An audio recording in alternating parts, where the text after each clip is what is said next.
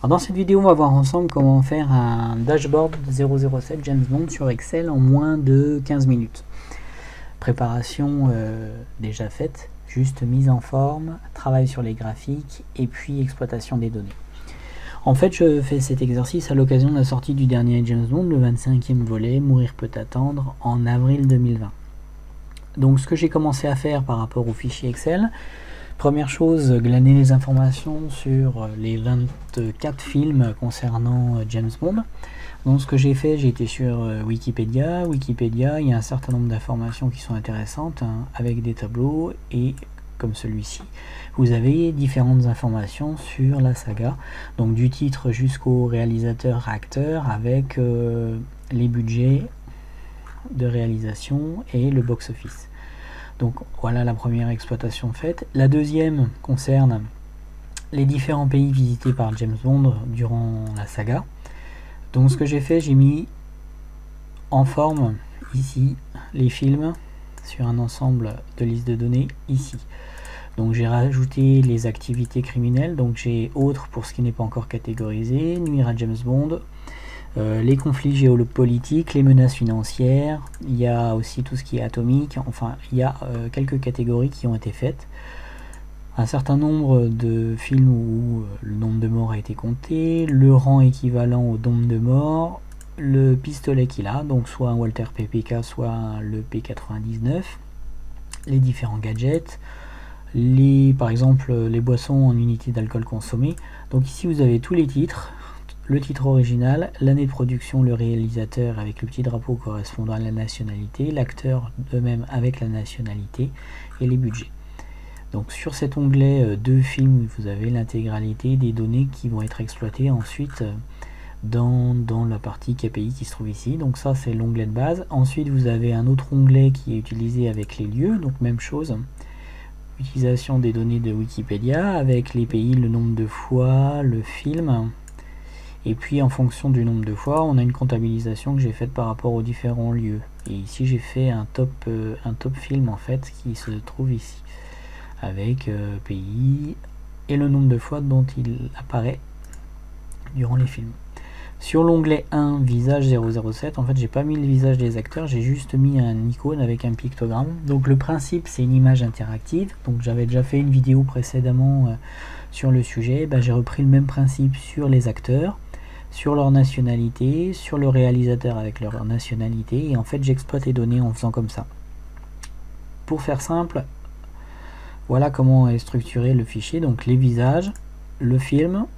J'ai fait la même chose pour les activités criminelles, donc j'ai en gros 7 catégories. De la menace nucléaire, de nuire à James Bond, de trafic de stupéfiants, menaces financières, crise agroalimentaire. En fait j'ai trouvé des logos pour chacune des thématiques. J'ai mis un numéro et j'ai la représentation de ce que c'est par rapport à l'intégralité de la saga. Les menaces nucléaires représentent 30% des titres films de la saga. J'en ai fait un graphique sous forme d'histogramme.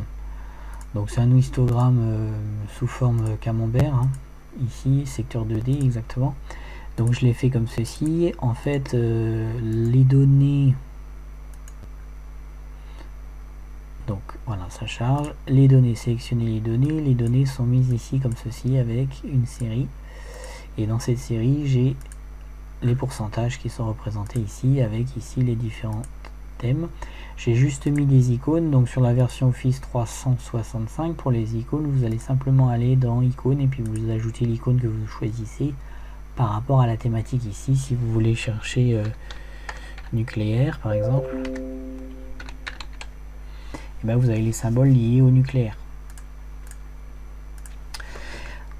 Ensuite par rapport à ça, vous avez la même chose pour les armes. Donc j'ai cherché les armes sur internet, et Walter PPK et P99. Donc le Walter PPK, celui-ci, et le P99.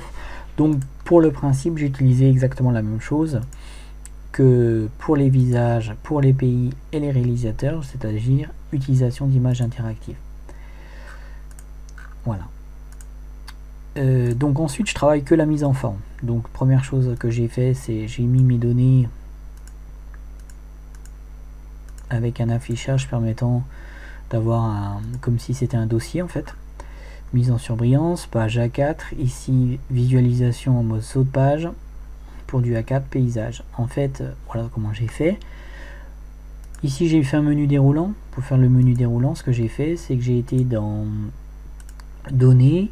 Ici vous avez l'outil de données, validation de données. J'ai fait ma liste de données par rapport au titre du film comme ceci. Donc après j'utilise que des recherches V qui vont aller pointer le réalisateur, l'année.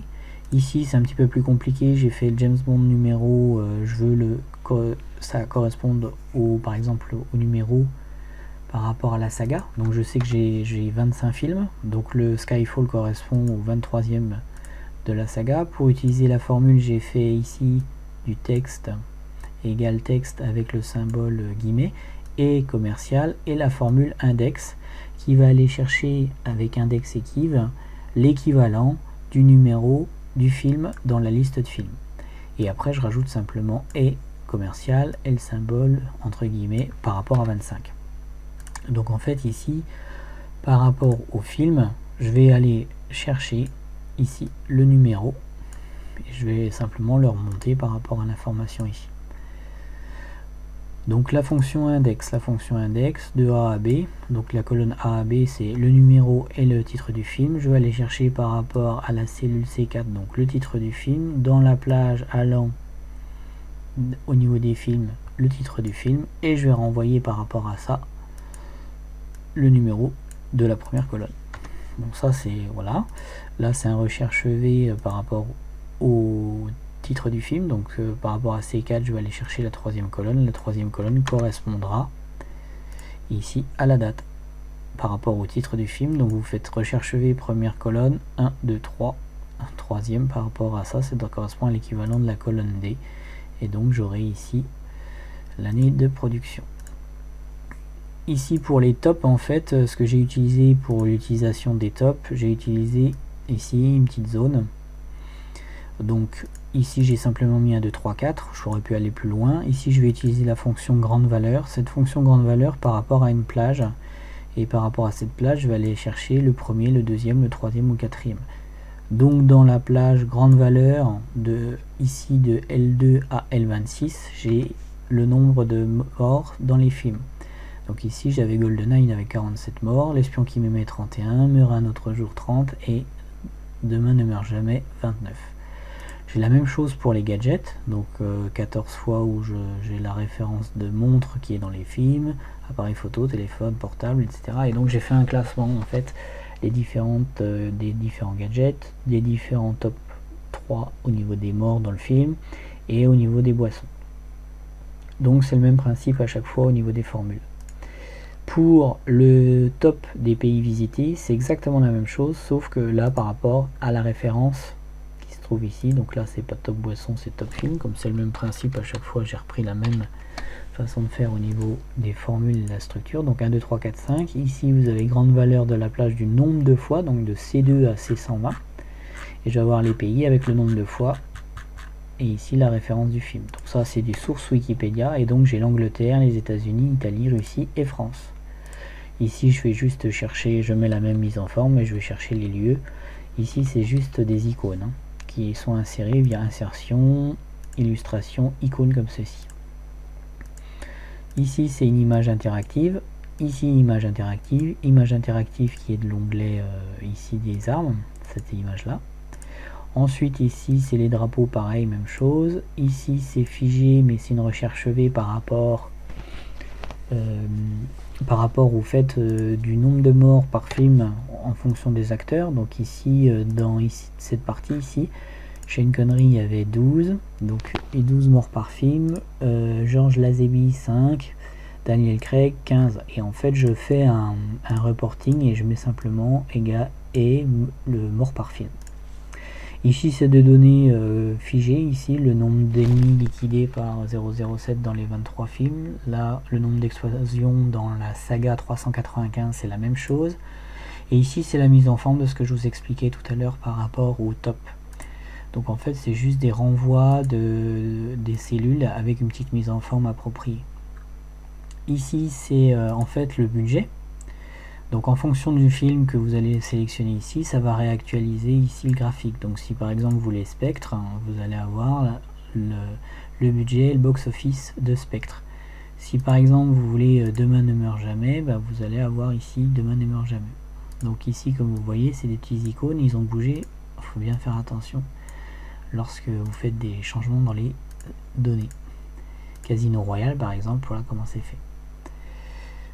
Et donc voilà pour cette partie ici. Et pour la présence dans le film, en fait, au niveau de 007, au niveau du film, enfin plutôt dans la saga, ce que j'ai fait, c'est fait l'insertion d'une carte, cette carte de géographie en fait que j'ai fait. Et ici au niveau de la carte de géographie, j'ai sélectionné les données, et les données en fait c'est le nombre de fois que j'ai utilisé dans les lieux en fait. Donc je comptabilise le nombre de fois que James Bond apparaît dans différents pays, et à partir de là en fait ce graphique se met tout seul. C'est une des options qu'on a dans les graphiques de complément, soit les cartes Bing. J'aurais pu faire une carte Bing, là j'ai fait une carte normale. Voilà. Donc ensuite pour les Casino Royale c'est comme ça, Skyfall c'est menace financière. Donc après bien sûr les données sont à perfectionner au fur et à mesure. En fait j'ai essayé d'aller vite pour vous montrer ce qu'il était possible de faire en termes d'indicateurs. Et par exemple dans Demain ne meurt jamais, en fait c'est menace autre avec Roger Stopywood qui est un Canadien, film de 97, c'est le 18e sur 25 de la saga, et avec Pierce Brosnan, irlandais, le type d'arme qu'il a utilisé un P99, et Pierce Brosnan, en gros 34 morts par film en moyenne. Voilà pour ceci. Et puis ici on a le petit la dernière partie avec les activités criminelles des ennemis de James Bond. Donc là, comme je vous l'ai expliqué, c'était l'insertion d'un camembert, enfin un secteur ici, avec juste des petits icônes rajoutées et une mise en forme pour avoir une cohérence graphique. Voilà pour cette vidéo concernant une petite rétrospective sous forme Excel de ce qu'on peut faire au niveau de 007. Je vous remercie pour votre attention et puis je vous dis à très bientôt.